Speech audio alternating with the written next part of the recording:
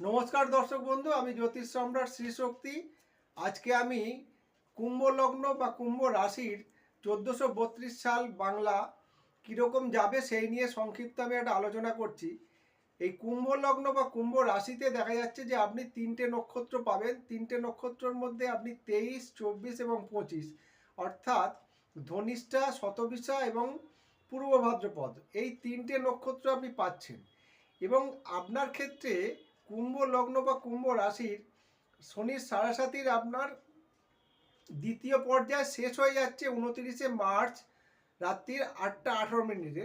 তারপরে আপনার শুরু হচ্ছে তৃতীয় পর্যায়, এবং এই দ্বিতীয় পর্যায়টা খুবই ভাইটাল গেছিল। মানে প্রথম পর্যায় এবং দ্বিতীয় পর্যায় খুবই অশুভ যায় শনির সাড়ে প্রথম দিকে এবং দ্বিতীয় দিকে। এই তৃতীয় অধ্যায় যে শুরু হবে, এইবার আপনার ক্ষেত্রে কিন্তু দেখা যাবে যে উন্নতির একটা চরম সীমানায় পৌঁছানোর একটা সময়। তার মধ্যে বলবো যে আপনার কুম্ভ লগ্ন বা কুম্ভ রাশির ক্ষেত্রে আপনি কোন নক্ষত্র পেয়েছেন। আপনি ধনিষ্ঠা নক্ষত্র যদি পেয়ে থাকেন, তাহলে ধনিষ্ঠা নক্ষত্র অনুযায়ী আপনার বিপদ নক্ষত্র এবং প্রত্যরী নক্ষত্র এবং বদ নক্ষত্র যেগুলো আছে, এই নক্ষত্র অনুযায়ী যখন কিন্তু আপনার ক্ষেত্রে মানে বিংশোত্তরীয় দশা এবং অন্তর্দশাপতি এই বিপদ, প্রত্যরী এবং বদ নক্ষত্রে অবস্থান করবে, তখন কিন্তু আপনি অশুভ ফল লাভ করবেন। এবং এই শনি গ্রহ যখন আপনার ক্ষেত্রে দেখা যাবে এই মীন রাশিতে যে যাচ্ছে, মীন রাশিতে গিয়ে যদি বিপদ, প্রত্যরী এবং বদ নক্ষত্রে অবস্থান করে, তাহলে কিন্তু আপনি ফলটা খারাপ পাবেন। এবারে যদি আপনার শতবিশা নক্ষত্রে জন্ম হয়, তাহলে আপনার ক্ষেত্রে কিন্তু জন্ম, সম্পদ, বিপদ, বিপদ নক্ষত্র হয়ে যাচ্ছে 26 নম্বর নক্ষত্র, মানে উত্তর ভাদ্রপদ নক্ষত্র। যখন এই শনি মীন রাশিতে উত্তর ভাদ্রপদ নক্ষত্রে অবস্থান করবে, সেই সময়ে এই 13 ডিগ্রি 20 মিনিট যতদিন থাকবে শনি আপনার উত্তর ভাদ্রপদ নক্ষত্রে, ততদিন সেই সময়টা কিন্তু আপনার পক্ষে খুব ভাইটাল খারাপ সময়। আপনাকে কিন্তু সেইটা কিন্তু পর্যবেক্ষণ করতে হবে।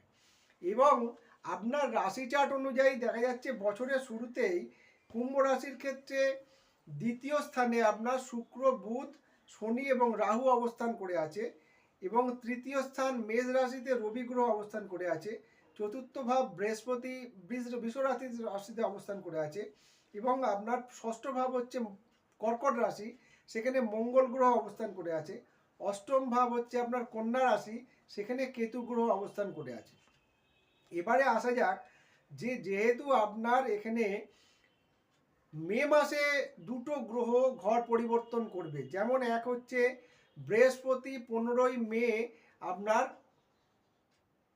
ঘর পরিবর্তন করে মিথুন রাশিতে অবস্থান করবে, বর্তমান সময় বৃষ রাশিতে অবস্থান করে আছে।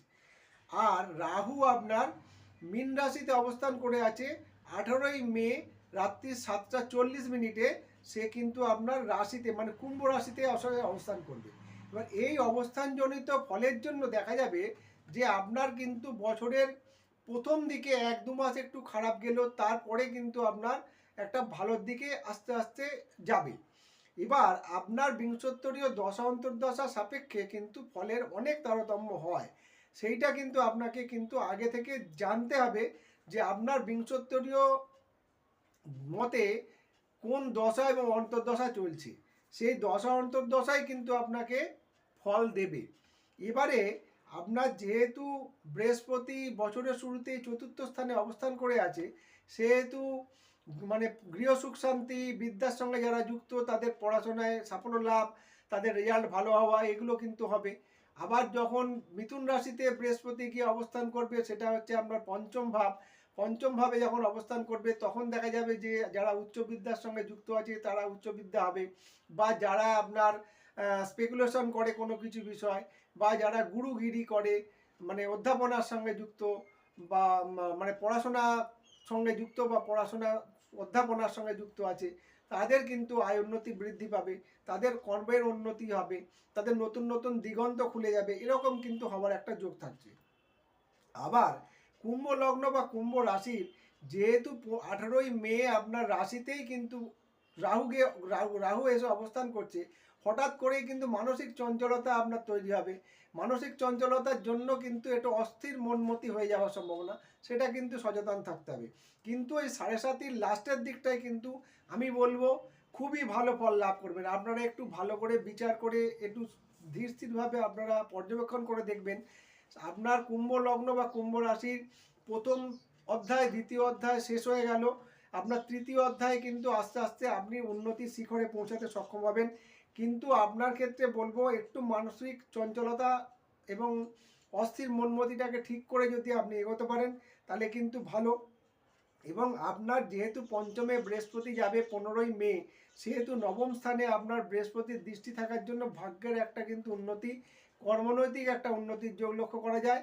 আয় উন্নতির কিন্তু বিশাল একটা পরিবর্তন হবে এবং নতুন কোনো গৃহ লাভ বা ভূমি লাভ এসবের দিক থেকে কিন্তু আপনি ইনভেস্ট করতে পারেন, বা আপনার যারা শেয়ার কেনা বেচার সঙ্গে যুক্ত আছে তারা কিন্তু আপনারা ইনভেস্টমেন্ট করতে পারেন এই ক্ষেত্রে, মানে 15ই মের পর থেকে।